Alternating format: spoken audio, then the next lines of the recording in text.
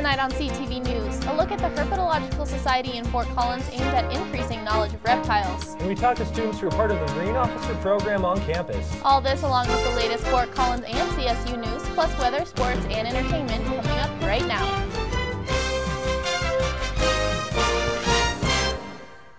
Good evening, Rams. Thanks for tuning in to CTV News. I'm Karsen Buschjost. And I'm Grace Reeder. Loveland police have released surveillance footage of an attempt robbery at Subway. The suspect entered the Loveland subway on Tuesday evening wearing a mask and holding a gun. According to Loveland police, employees immediately went to the back of the store and called 911. The suspect left seconds later with no cash in hand. He is described as a white or Hispanic male with a skinny build and about 6 feet tall. If you have any information on this case, contact Detective Katie McDonald at 970-962-2061. Fort Collins may soon see some new affordable places to live. The city is asking developers for ideas to construct on a land bank property at 1506 West Horsetooth Road. A lack of affordable housing has been cited as a problem by city officials and residents. Land bank allows Fort Collins to buy parcels of land for future affordable housing development.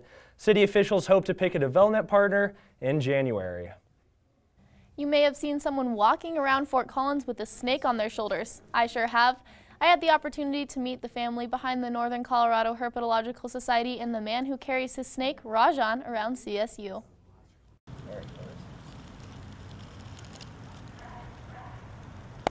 The Colorado Herpetological Society is dedicated to the conservation and appreciation of reptiles and amphibians.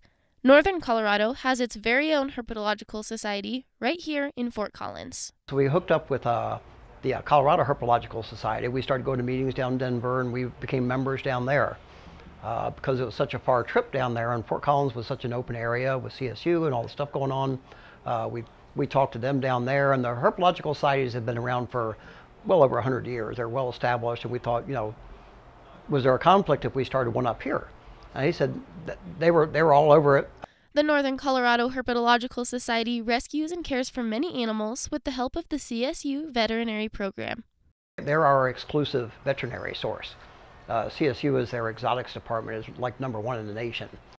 This society started with 2 pet snakes, then the team adopted endangered Rajan, which turned into, give or take, 25 species under one roof. I saw Rajan and a bunch of other animals at my first expo, and when I saw Rajan, he took my breath away. I mean, he's absolutely beautiful, huge, 10 foot of snake, and this tiny little lady was holding him like around her shoulder, and I was just like, oh my gosh, it's so cool. And I figured, well, if she can do it, I can do it. I'm here with Rajan, an Indian rock python. Rajan means king in Hindi. The Northern Colorado Herpetological Society hopes to open an amphibian and reptile education center/animal sanctuary. It would be a huge educational center. I guess the closest thing to it would be the Prehistoric Pets in California has a reptile zoo. I want to throw a twist onto that. So it would be more of an educational center. They're huge breeders, and we don't want to be into the breeding thing. We want to be into the educational aspect of it.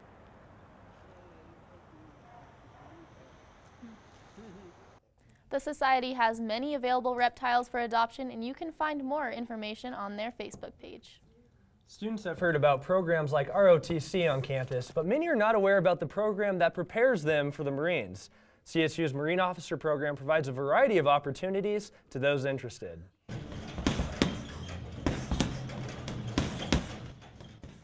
The Marine Officer program at CSU provides students with the opportunity to become a Marine Corps lieutenant upon graduating.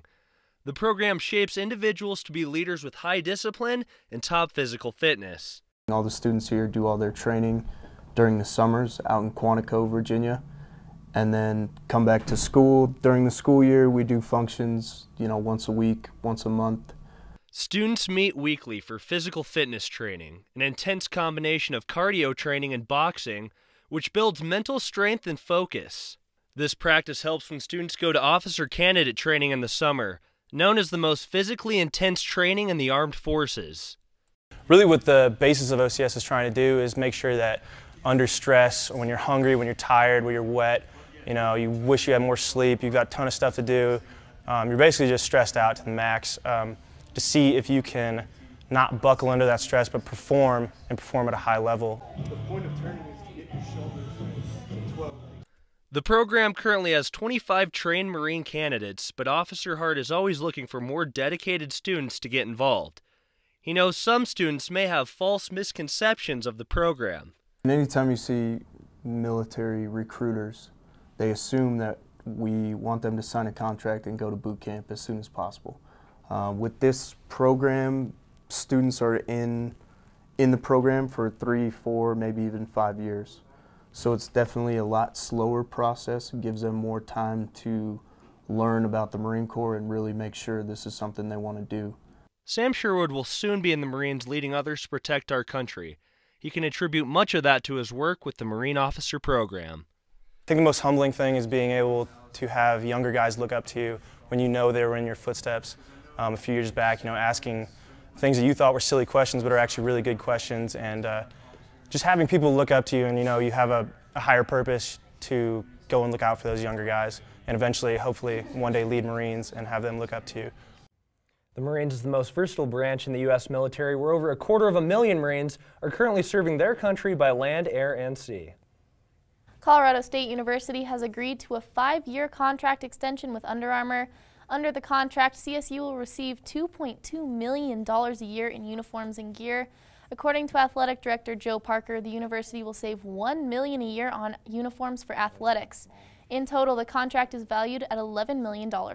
That includes promotional efforts from Under Armour for the opening of the on-campus stadium.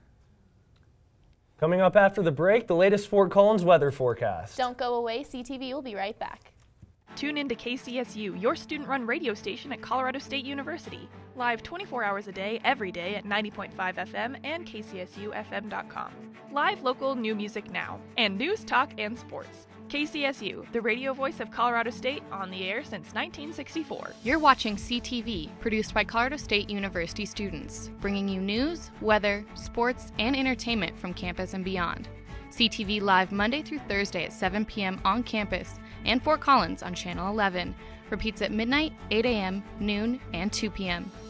The Rocky Mountain Collegian is your student-run news and information platform. Pick up your paper on campus or around Fort Collins Monday through Thursday with special editions Fridays. And check out collegian.com anytime for all the latest updates. News, sports, entertainment, opinion, and more. The Rocky Mountain Collegian, serving Colorado State since 1891. College Avenue has been your student magazine for the last 10 years. College Avenue prints once a month covering topics that are relevant to the CSU and Fort Collins community. We also print special editions like the graduation guides at the end of each semester, the best of CSU each fall, and the orientation guide each summer. Look for us on racks around campus, off campus, or online at collegian.com under the College Avenue tab. Good evening and welcome back, everyone. I'm Nicole Conklin filling in for Sierra Symes on tonight's weather forecast. We'll jump right in. It's about 32 degrees here in Fort Collins. It's pretty cold, so I hope you're bundled up out there. Looking at our live cam, you can see there's not a lot of snow on the ground. That's because it's been pretty nice throughout today, melting the snow. But like I said, it is still pretty cold, so I hope you're bundled up. We'll take a look at the state lows over tonight. It's going to be 21 in Fort Collins. Down the I-25 corridor, Denver is about 24, staying in the low to mid-20s. Again, Eastern Plains is also going to be a little warmer than the Western Slope. As you can see, we have single digits here at Alamosa and Gunnison, and I have to admit, I'm pretty happy Fort Collins is still in the double digits. Looking at tomorrow's highs, Fort Collins is 49, Denver 51. Again, pretty high 40s, low 50s for the I-25 corridor and the Eastern Plains. It's going to be pretty cold Western Slope. Again, Gunnison's only warming up to like 31 degrees, so we are a lot warmer here in Fort Collins. Now, if you're heading out the door tomorrow, be sure to grab a light jacket and a heavy coat because it's going to start pretty cold. And definitely wear a smile because it is finally the weekend. Now, you can leave those sunglasses at home because it's going to be cloudy all day tomorrow. But again, you want to grab those mittens cold in the morning. If you're going to drive, you don't want to grab the steering wheel cold.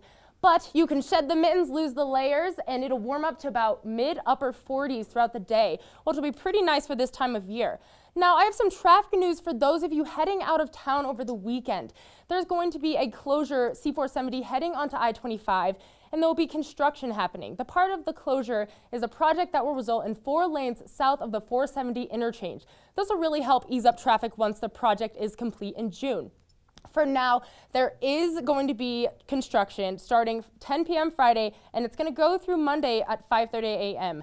It'll permit if weather will permit. Jumping over to our 7-day planner, we have a pretty consistent week ahead of us. Low mid 40s, and it's going to jump up to the low 50s, which will be pretty nice this time of year. Definitely get outside and enjoy it while you can. That is all the weather I have for you tonight. Thank you so much for joining me, but stay tuned because Olivia Landis has the update in the world of CSU sports. Test scores, GPAs, credits complete. They say what you've done, but they're only part of who you will become. With each new experience, discovery, and triumph, you become who you were always meant to be. And what you'll remember most is your state of curiosity, state of unity, state of awe.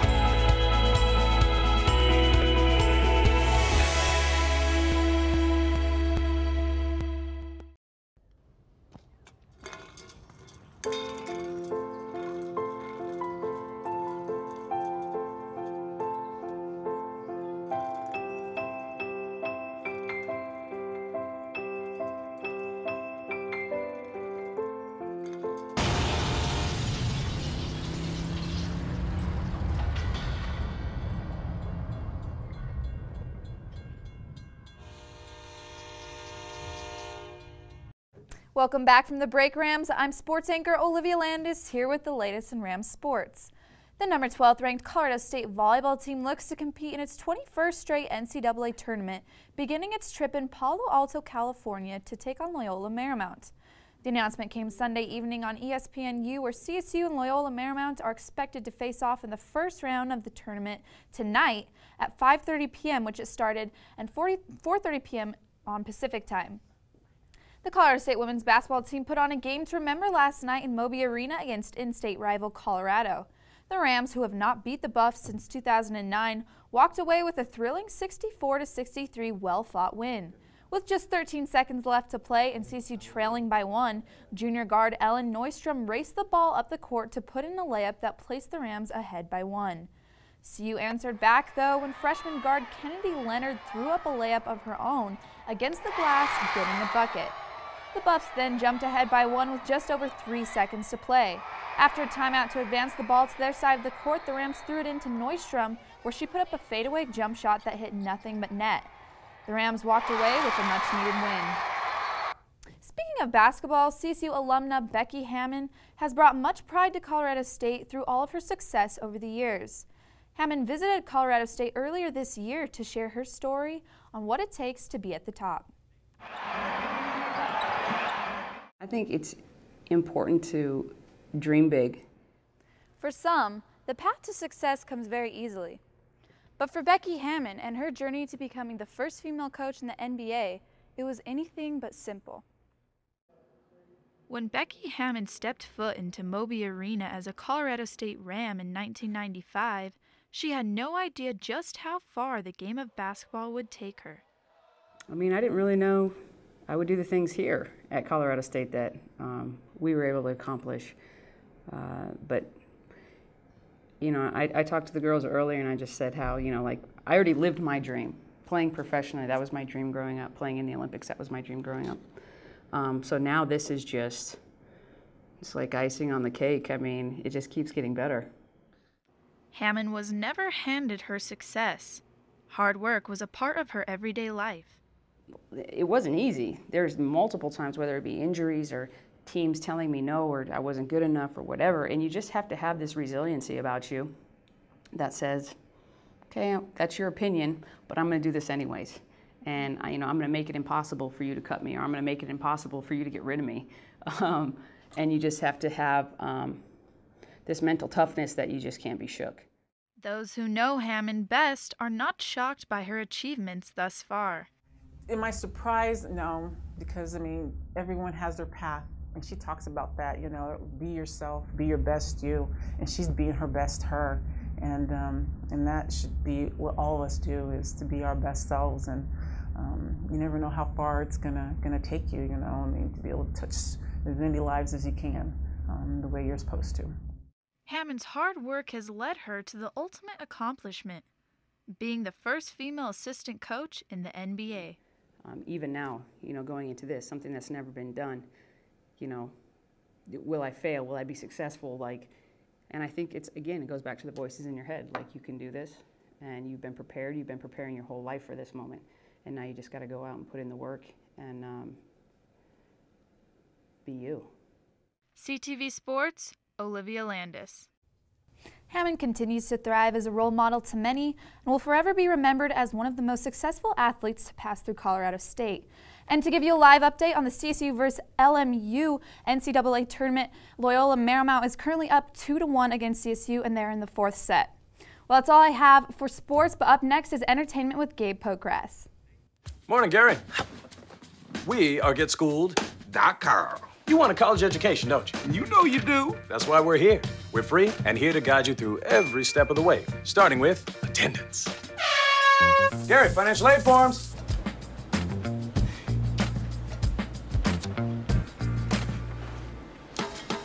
Picking a college, man. You and us. We go together like tacos and Tuesday. And I love tacos. Go to GetSchooled.com.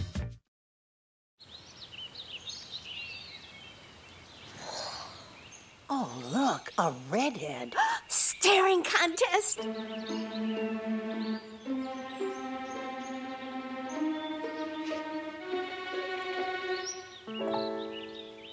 You still got it. I know. Come alive with the forest. The dad was cute. You were looking right at us. Visit discovertheforest.org to find a forest near you. Hello, fellow Rams. I'm entertainment anchor Gabe Pocrass. This is the last entertainment segment of the semester. Can you believe it? Finals are almost here, and I should probably start studying. But enough about me. Let's get started. The cold weather is here, and winter break is just around the corner. New Belgium and Ben & Jerry's have teamed up to create a new beer for the cold weeks ahead. Here is this week's Beer Me with a sweet twist.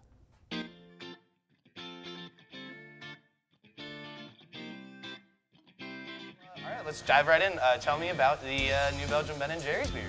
So yeah, this has kind of been a really fun project for us. We, about 8 months ago, we posted a picture on Instagram of a beer float, so ice cream with beer poured over it.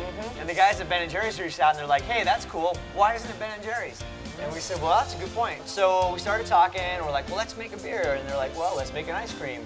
And let's have the proceeds go to Protect Our Winters, which is actually an organization that works to bring awareness around climate change. And so we basically have been, we're going to donate probably close to $100,000 to that campaign, Protect Our Winters. And the beer itself is pretty awesome. Yeah. You can see we've got some of that Ben & Jerry's branding on there. Yep. Oh, of course. Yep. And the old New Belgium logo, of course. But the beer, we started with the beer first. And okay, but they created an ice cream for the beer, and you created the beer from the ice cream they created? It's kind of a chicken and egg thing. Yeah. But basically, we created the beer first. Okay. And with the beer, basically we had our assistant brewmaster, Grady, go ahead and try to make a brown ale. Okay. This is called Salted Caramel Brownie Brown Ale. Okay. And so in this beer, you have caramel malts, you have chocolate malts that give you some of those roasty, chocolatey flavors. There's also vanilla bean and chocolate nibs in there, so you have true chocolate in there. Yeah, ice cream flavors all over. And the salt that's in there, actually, it doesn't come across as salt on your palate, but salt is like a flavor enhancer. So you're going to taste the chocolate a little more deeply because of the salt that's in the beer.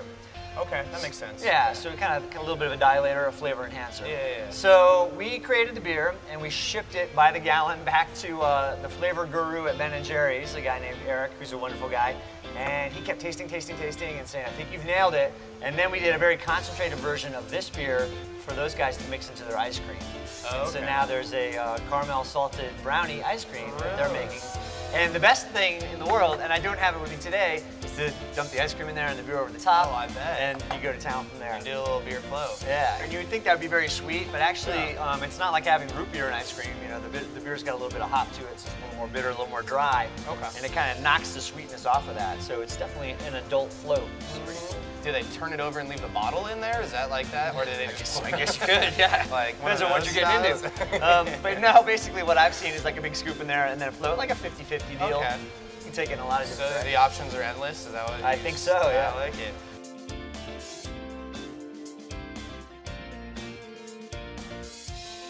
So tell us, where can you get it?